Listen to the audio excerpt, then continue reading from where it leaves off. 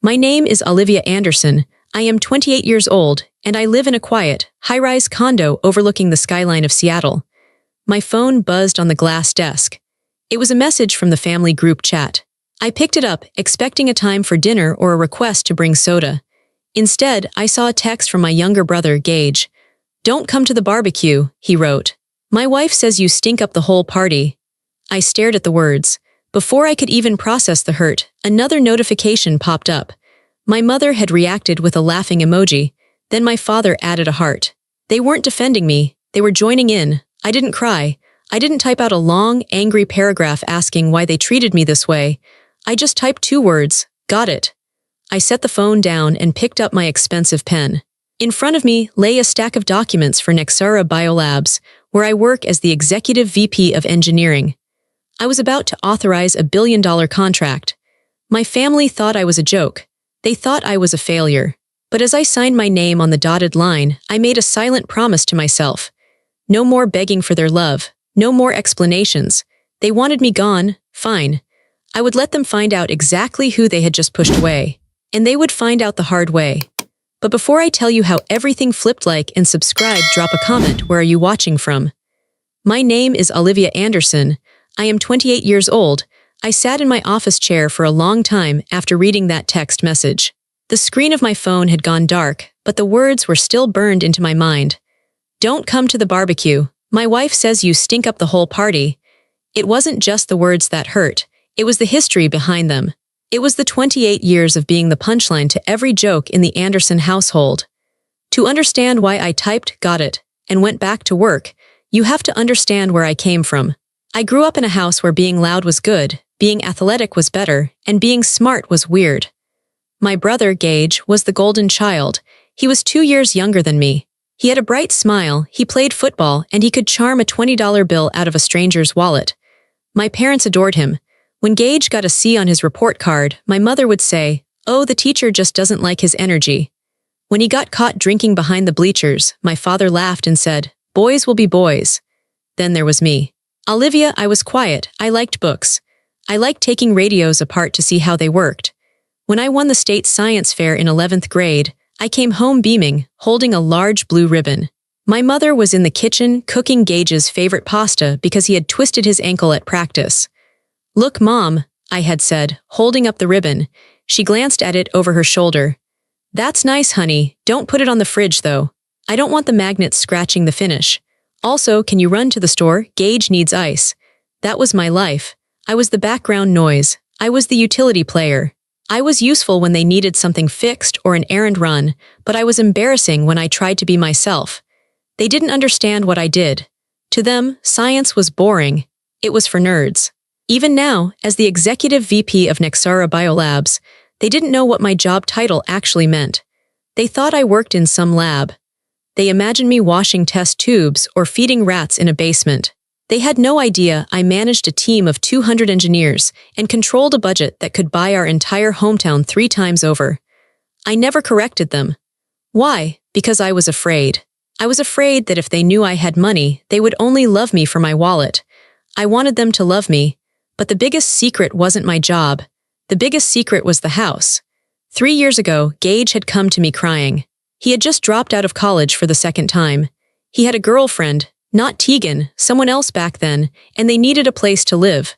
My parents didn't have the money to buy him a house. They were barely scraping by themselves. I couldn't stand to see my little brother cry.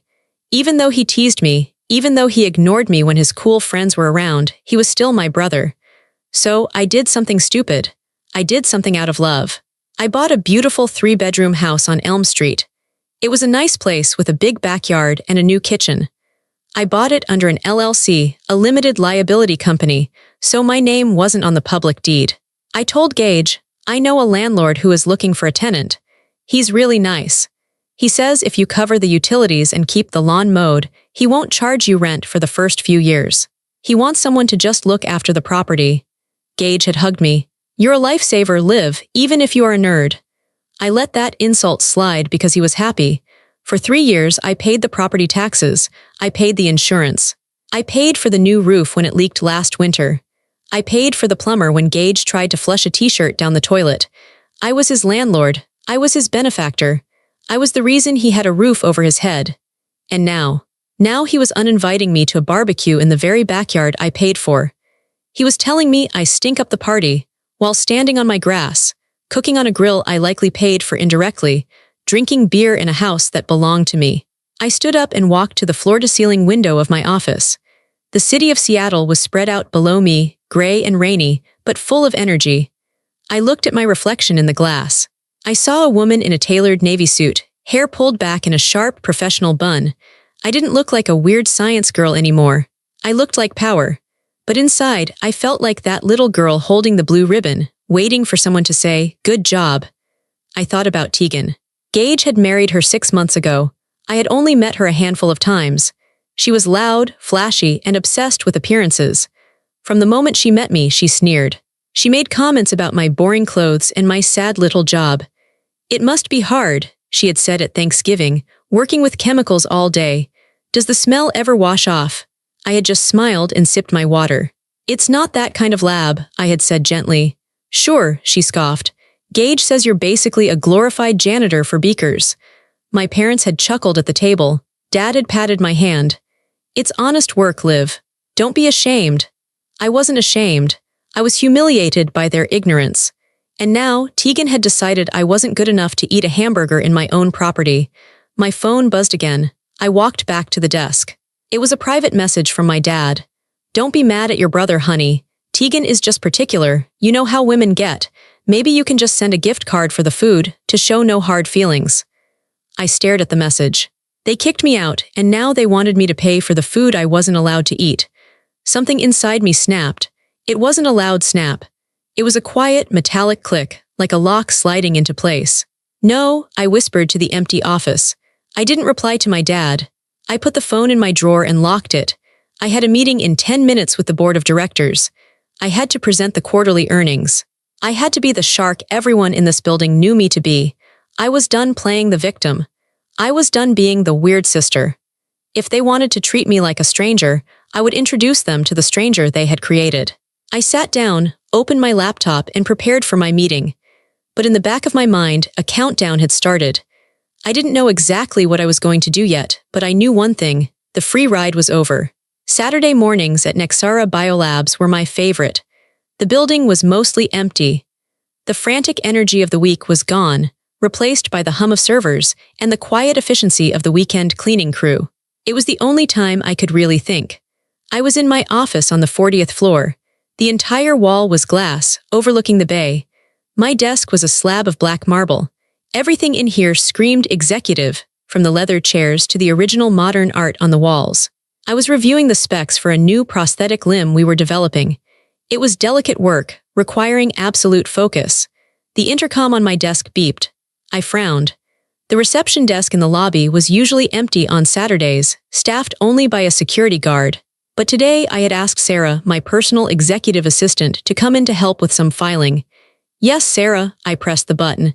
Sarah's voice sounded tight, nervous. "Miss Anderson, I'm so sorry to disturb you." "It's fine, Sarah." "What is it?" "There are 2 people here to see you. Well, not you specifically. They are demanding to see whoever handles the money." I paused. "Who are they?" "They said they are family. A Mr. Gage Anderson and his wife." My blood ran cold. Gage here, he had never visited my office. He didn't even know where exactly I worked, just the name of the company. He must have Googled it. "Send them up," I said, my voice steady. "Are you sure, ma'am? The woman is very agitated. Security can remove them." "No, send them up. I want to handle this." I stood up and smoothed my skirt. I walked over to the polished cabinet and poured myself a glass of sparkling water. I needed a moment to compose myself. Why were they here? The barbecue wasn't until tomorrow. The elevator doors at the end of the long hallway dinged. I watched through the glass wall of my office. Tegan stepped out first. She was wearing a bright red bodycon dress that was far too tight for a Saturday morning business setting. She had huge sunglasses perched on her head and was carrying a knockoff designer bag.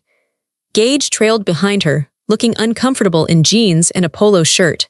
He looked around the hallway, his eyes wide. He was taking in the expensive carpet, the silence, the aura of wealth. They walked down the hall, looking at the nameplates on the doors. "VP of Operations, CFO," Tegan read out loud, her voice shrill. Where is the investment guy? We need someone who cuts checks, Gage. I don't know, babe, Gage mumbled. Maybe we should call Olivia first, ask if she's working. Why? Tegan snapped. So she can embarrass us. She probably mops the floors here. We need a decision maker. They reached the end of the hall. They reached the double glass doors of my office. Tegan stopped. She looked at the large silver letters mounted on the wall next to the door. Executive Vice President of Engineering Olivia Anderson. She froze. She read it again. Her mouth opened slightly. Gage bumped into her. What's wrong? Then he saw it too. I pressed the button under my desk that opened the glass doors.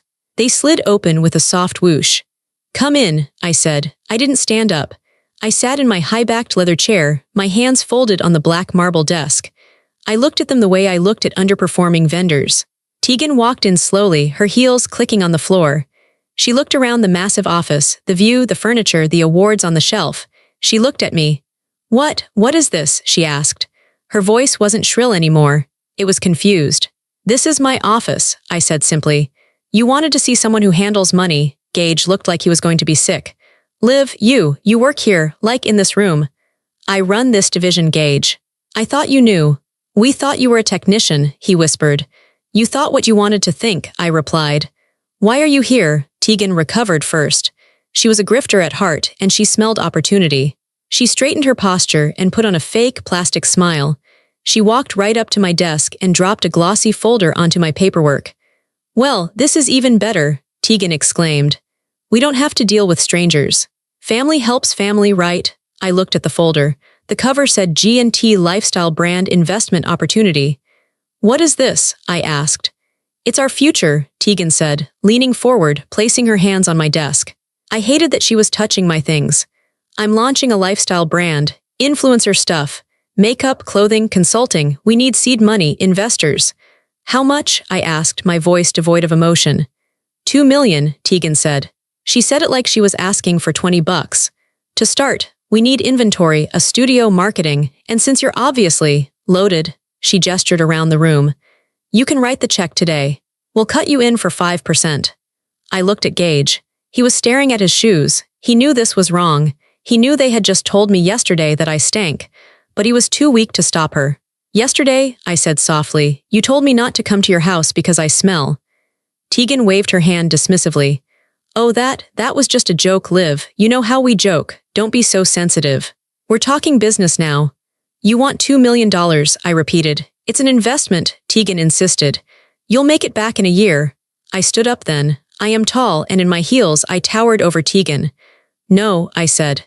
Tegan blinked. What? No, I am not investing. I am not giving you money, and I am not family when it's convenient for your bank account. Tegan's face turned red. The fake smile vanished. You selfish bitch.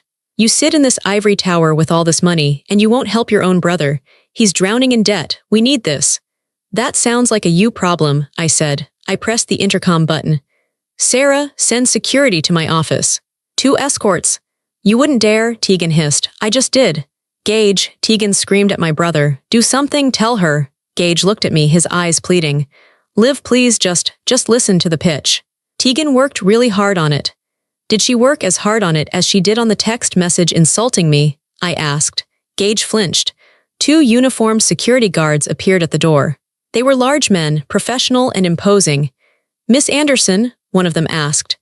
Please escort these visitors out of the building, I said, sitting back down and picking up my pen. They were just leaving. Let's go, the guard said, stepping toward Tegan. Don't touch me, Tegan shrieked. She grabbed her folder. You're going to regret this, Olivia. You think you're better than us, you're nothing. You're just a lonely, miserable spinster with a checkbook. Goodbye, Tegan. Goodbye, Gage. I didn't look up as they were marched out. I heard Tegan screaming all the way down the hallway. I heard the elevator ding. Then, silence returned. My hand was shaking slightly as I held the pen. It wasn't fear. It was adrenaline. It was the realization that the line had been crossed. They didn't see me as a person. They saw me as an ATM that they could insult and withdraw from at the same time. I took a deep breath. I thought it was over. I thought I had made my point. I was wrong. It was just beginning. The silence didn't last long. By the time I got home that evening, my phone was blowing up. Gage had called 6 times. My mother had left 3 voicemails. I listened to one of them while I poured a glass of wine in my kitchen. Olivia, it's Mom. Gage called me. He's crying. He said you threw them out of your office. He said you humiliated Tegan in front of your employees. How could you? They went to you for help. We raised you to support each other. Call your brother and apologize immediately. Apologize, I laughed. It was a dry, humorless sound. I deleted the voicemail. I sat on my sofa trying to decompress. My house was quiet. It was a modern, minimalist condo downtown. It was mine. I paid for it. I didn't owe anyone anything. Then my phone pinged with a different kind of alert. It wasn't a text. It was an email notification from my bank, Wells Fargo. Alert, new credit inquiry. I frowned. I wasn't applying for credit. I opened the app. Alert. A loan application for $480,000 has been submitted in your name. My heart stopped. I clicked for details.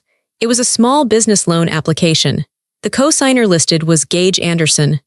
The primary applicant was Olivia Anderson. They hadn't just asked for money. They were trying to take it. I scrolled through the details. The application had been submitted online an hour ago. They had used my old home address, my parents' address, as my residence. They had used my social security number. How did they have it? Then I remembered. A few years ago, when I was helping my parents refinance their mortgage, I had left some tax documents at their house in a file cabinet. Gage must have gone to Mom and Dad's house, raided the file cabinet, and stolen my identity. I felt a wave of nausea. This wasn't just family drama anymore. This was a felony. I dialed the number for my private banker, Mark. It was Saturday night, but Mark handled high-net-worth clients. He picked up on the second ring. Olivia, everything okay? Mark, listen to me carefully. I just got a fraud alert. Someone is applying for a loan in my name. I see it, Mark said, his voice switching to professional mode instantly. I was actually just looking at it. It got flagged because the IP address is residential and doesn't match your usual activity. Did you authorize a loan for G&T Global? No, I said firmly. Absolutely not. It's a fraudulent application. Okay, I'm rejecting it right now. Olivia, the co-signer, is a Gage Anderson. Is that a relative? I closed my eyes. Yes, my brother. There was a pause on the line. Olivia, this is serious. This is identity theft. Do you want to file a police report? If we flag this as criminal fraud, the bank is obligated to notify the authorities. I hesitated. This was my little brother, the boy I taught to ride a bike, the boy I bought a house for. If I filed a report, he could go to jail. But then I remembered Tegan's face in my office. You're just a lonely, miserable spinster with a checkbook. I remembered the text. Don't come to the barbecue. They were trying to ruin my credit. They were trying to steal $500,000 from me because I said no. Do it, I said. Flag it, freeze everything, put a lock on my credit reports, and Mark, yes, if they try again, I want to know immediately. Understood. I'm sorry you're going through this, Olivia. I hung up. I felt cold. The attacks didn't stop there. 10 minutes later, my phone started vibrating with message after message. It was the family group chat. Gage, you blocked the loan.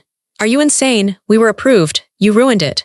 Tegan, you are a jealous, bitter woman. You don't want us to succeed. You want us to be poor like you used to be. Mom, Olivia, please just sign the paper. Gage says it's just a formality. He promises to pay it back. Don't be difficult.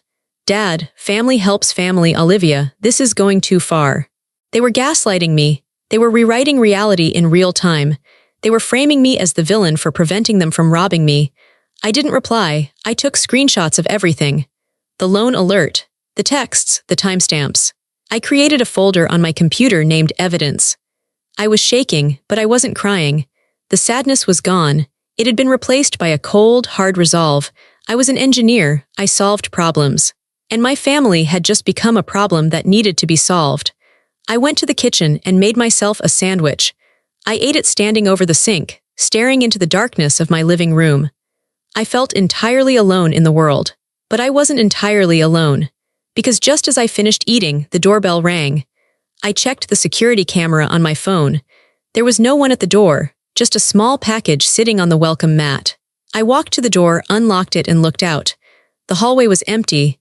I looked down. It was a brown manila envelope. There was no postage on it. It had been hand-delivered. I picked it up. It was thick, heavy. I brought it inside and sat at the dining table. I turned it over. Written on the front in shaky, familiar handwriting was one word. Olivia. I recognized the handwriting. It was my father's. My hands trembled as I held the envelope. My father, he had been texting me just minutes ago, telling me to help Gage. He had been part of the laughing emojis in the group chat. Why would he send me a secret package? I tore open the seal. Inside was a thick stack of papers, clipped together. On top was a handwritten note on a piece of yellow legal pad paper. Livy, I know you think I'm blind. I know you think I always take his side. Maybe I do. Your mother loves him so much and I can't fight her on it. I'm a coward, I know that, but I'm not stupid. When Gage married Tegan, something didn't sit right with me. She knew too much about money, but she never seemed to have any. She talked about assets and leverage, but she drove a car that was 3 payments behind. 6 months ago, I took some money from my retirement account, don't tell your mother, and I hired a private investigator. A guy named Miller. I told him to look into Tegan. I got this report yesterday. I was going to show Gage, but he won't listen to me. He's under her spell, and your mother, she would just say it's fake.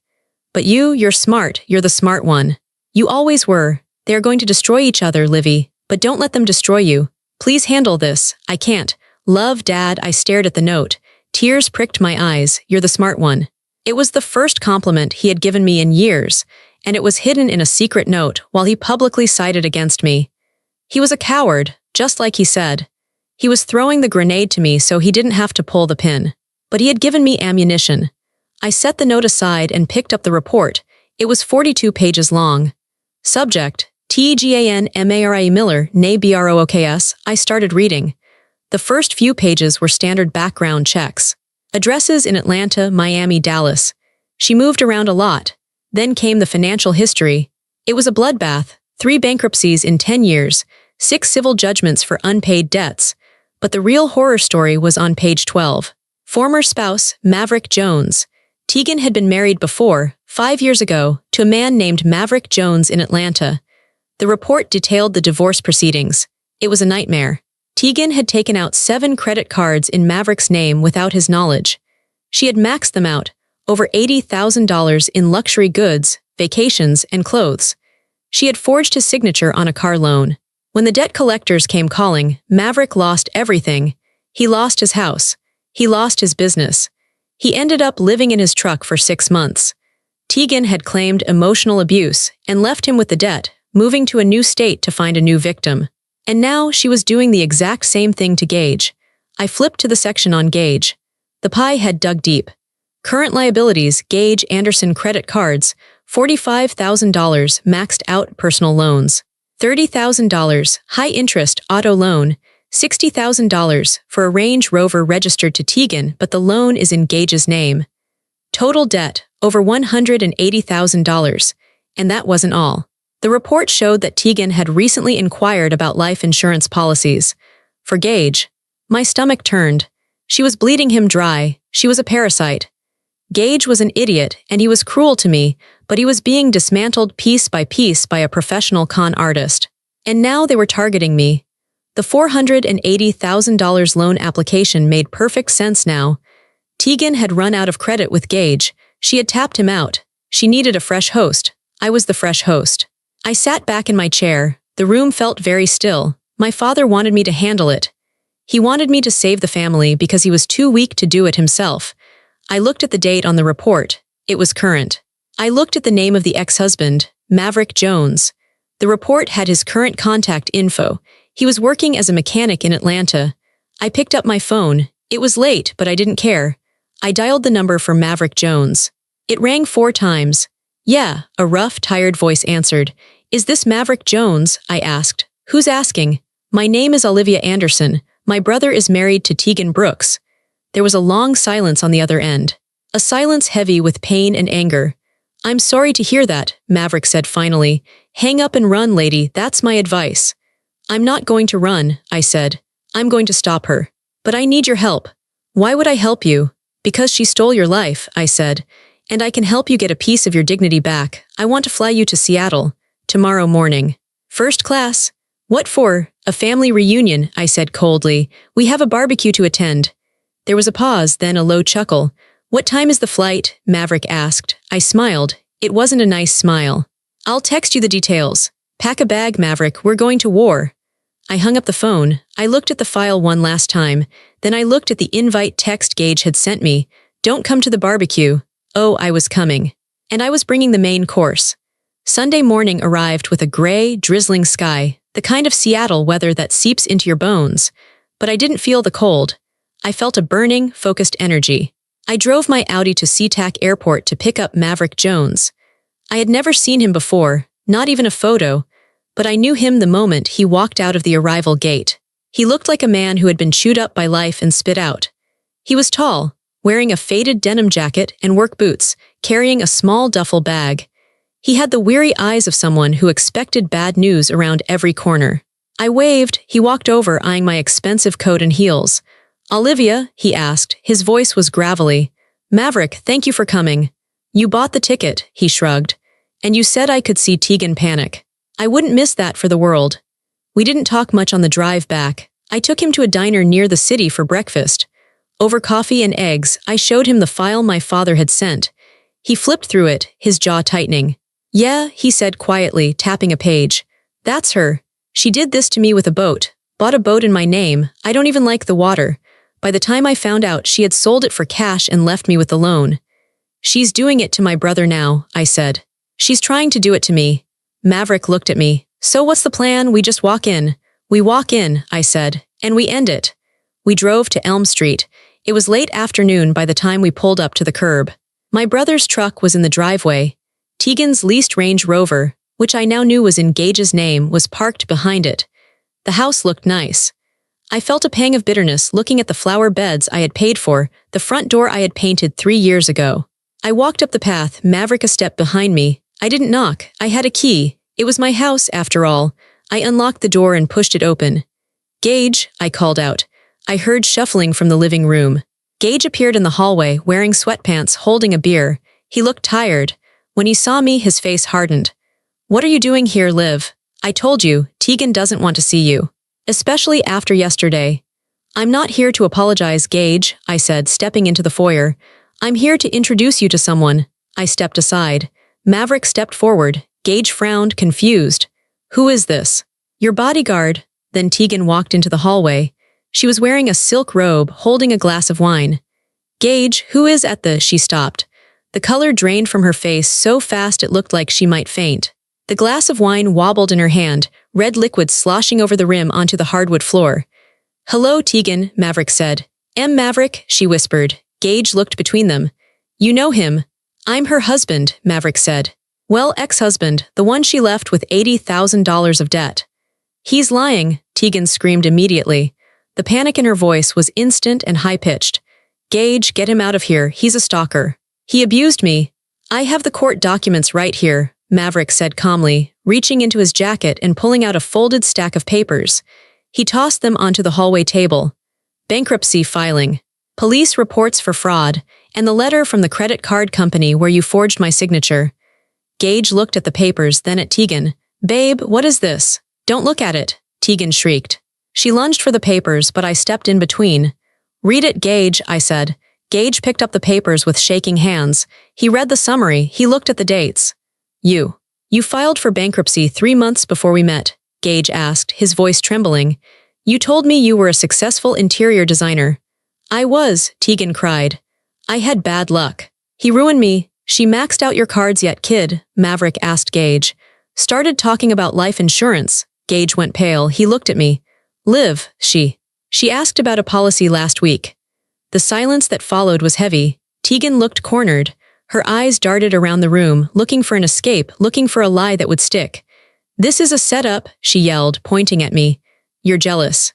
You brought him here to ruin my marriage because you're a lonely, bitter spinster." "I'm not here to ruin your marriage," I said calmly. "I'm here to evict you." I reached into my purse and pulled out a single document. It was a blue folder. I slapped it down on the table next to Maverick's papers.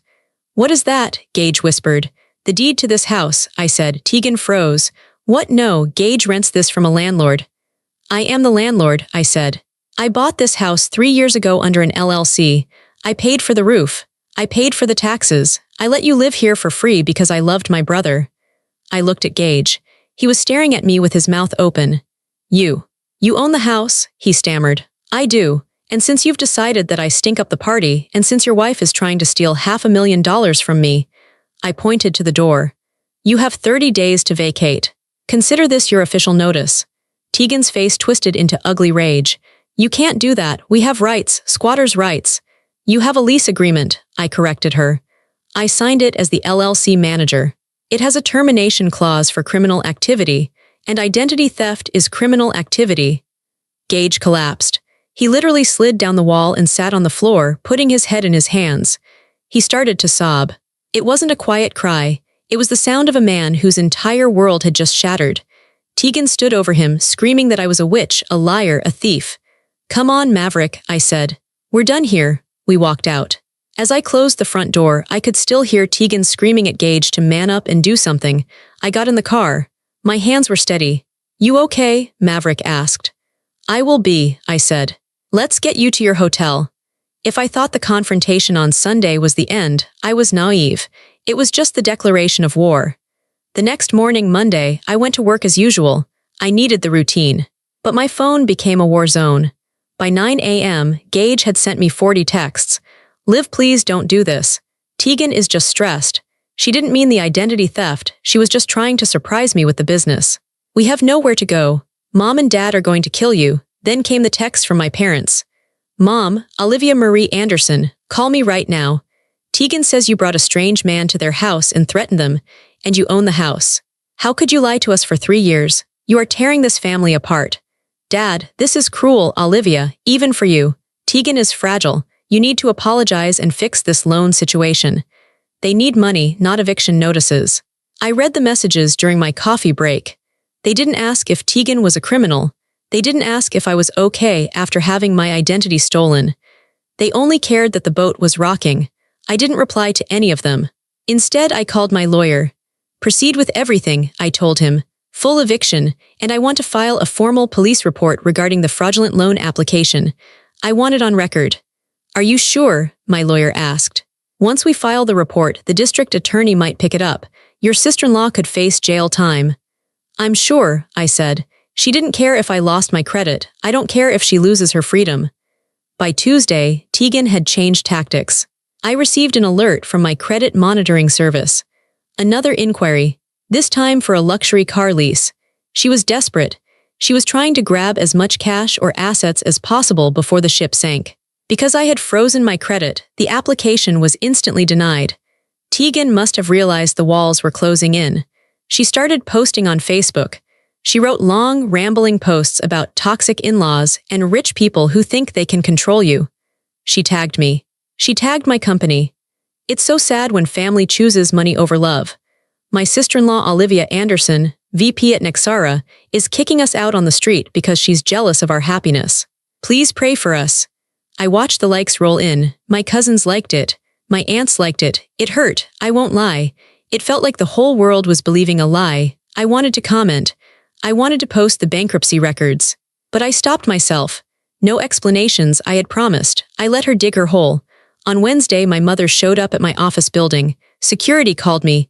Miss Anderson, your mother is here. Tell her I'm in a meeting, I said. She says she won't leave until she sees you. She's crying, ma'am, I sighed. I went down to the lobby. Mom was sitting on a bench near the fountains, clutching her purse. She looked older than I remembered.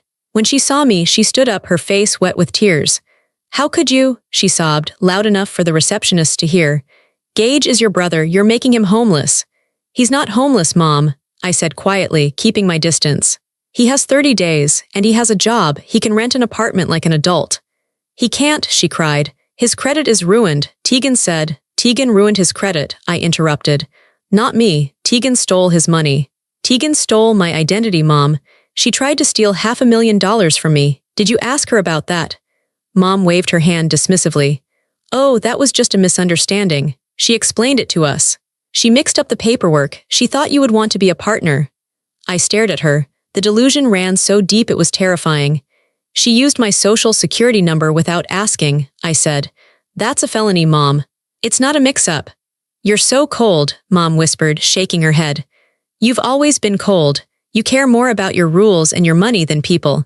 If you go through with this eviction, don't bother coming to Christmas. Don't bother coming to anything. I felt a crack in my heart, but I also felt a weight lift. Okay, I said. Mom blinked. What? Okay, I repeated. If that's the choice, let Tegan rob me or lose my family, then I choose to lose the family. Mom stared at me, shocked that her ultimatum hadn't worked. I turned and walked back to the elevators.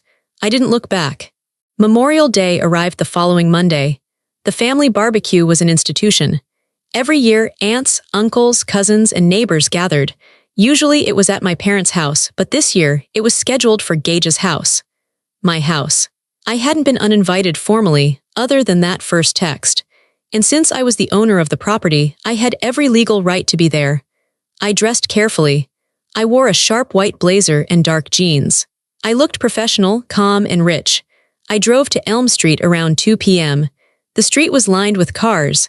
I could smell the charcoal smoke. I could hear music. I grabbed the thick manila folder from my passenger seat. This was the folder containing everything. The deed, the eviction notice, the police report number for the identity theft, the PI report on Tegan's past. I walked into the backyard. There were about 30 people there. My dad was at the grill. Mom was handing out potato salad. Gage was sitting at a picnic table, looking pale and thin, drinking a beer. Tegan was holding court near the cooler, laughing loudly, wearing a sundress.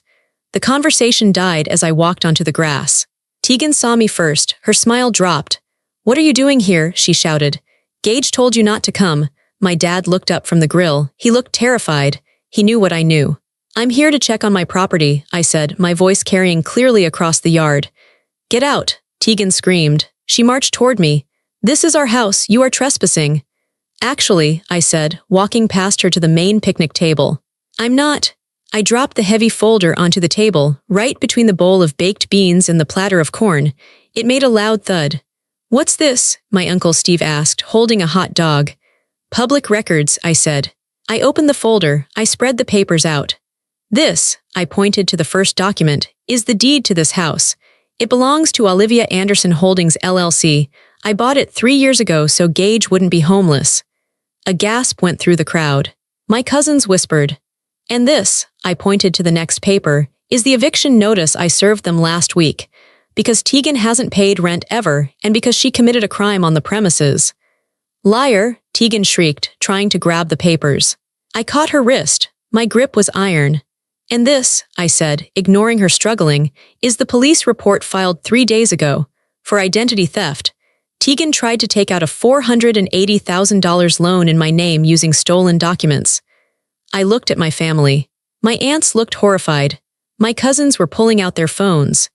"And finally," I said, pulling out the PI report, "this is the record of her previous marriage, where she bankrupted her husband, Maverick Jones, and left him with $80,000 in debt. Just like she has currently done to Gage, who is sitting on $180,000 of debt right now." All eyes turned to Gage. He was crying again. He looked small, broken. "Gage," my mom whispered. "Is this true?" Gage nodded slowly. She spent it all, Mom. I have nothing. The truck is gone. The accounts are empty." Tegan looked around. She saw the judgment in everyone's eyes. The neighbors were watching over the fence. The family was backing away from her. She melted down. "It's his fault," she screamed, pointing at Gage. "He's a loser. He couldn't give me the life I wanted. And her," she pointed at me. "She's a hoarder. She has millions and she won't share. She's evil." "I'm not evil, Tegan," I said softly. "I'm just done." I looked at my parents. They stood frozen by the grill. They had enabled this. They had watched me be treated like dirt for years, and even when they knew Tegan was a fraud, they asked me to pay her off to keep the peace. "You all have a nice afternoon," I said. I turned to leave. "Olivia, wait," Gage called out. He fell to his knees in the grass. It was pathetic. "Please, don't kick us out. I'll divorce her. I promise. Just help me one more time." "Please," I stopped. I looked at my brother on his knees. I remembered buying him ice cream when he was 5. I remembered helping him with his homework. But I also remembered the text. "Don't come to the barbecue." "You had 30 days, Gage," I said. "You used them to lie to me and try to steal from me. You're a grown man. Figure it out." I walked out of the gate. I got into my car. I didn't cry. I turned on the radio, found a classic rock station, and drove away. The fallout was fast and brutal. The eviction proceeded without delay. Tegan tried to fight it in court, but she didn't have a lawyer, and my documentation was perfect. The sheriff arrived exactly 30 days later to escort them out. I heard from a neighbor that Tegan screamed the entire time, throwing clothes onto the lawn. Gage just sat on the curb, his head in his hands. The police investigation regarding the loan fraud moved forward. Because I refused to drop the charges, the district attorney picked up the case. It turned out Tegan had done this before in other states, but the victims had been too embarrassed to press charges. I wasn't embarrassed. She was arrested 2 weeks after the barbecue. She was charged with wire fraud and identity theft. She is currently awaiting trial, and since she has prior civil judgments for similar behavior, her lawyer is trying to cut a plea deal for minimal jail time. Maverick, her ex-husband, actually flew back up to Seattle to testify at her bail hearing. He told me it was the best vacation he'd ever taken. As for Gage, his life collapsed. The background check for his job flagged his massive debt and the pending civil lawsuits from creditors. He worked in sales, and he was considered a liability. He was fired. Without an income, and with his credit score in the low 400s, he couldn't rent an apartment. This is where the family values of my parents finally cost them. They couldn't let their golden child be homeless. So they did exactly what I knew they would do. They sold their house, the house I grew up in, to pay off Gage's most urgent debts so he wouldn't go to jail for bad checks. They downsized to a 2-bedroom rental apartment. Gage lives in the 2nd bedroom. I hear through the grapevine that it's a miserable existence. Tegan is gone. She fled back to the East Coast the moment bail was posted, leaving Gage with all the debt she accrued in his name. My parents spend their days arguing about money and blaming the unfair system. Occasionally, they try to blame me. My mother sent me a letter last Christmas. I hope you're happy in your big glass tower while your family suffers. You could have fixed all of this with one check. I burned the letter in my sink. I didn't fix it because I didn't break it. They broke it. I just refused to pay for the repairs. As for the house on Elm Street, I sold it.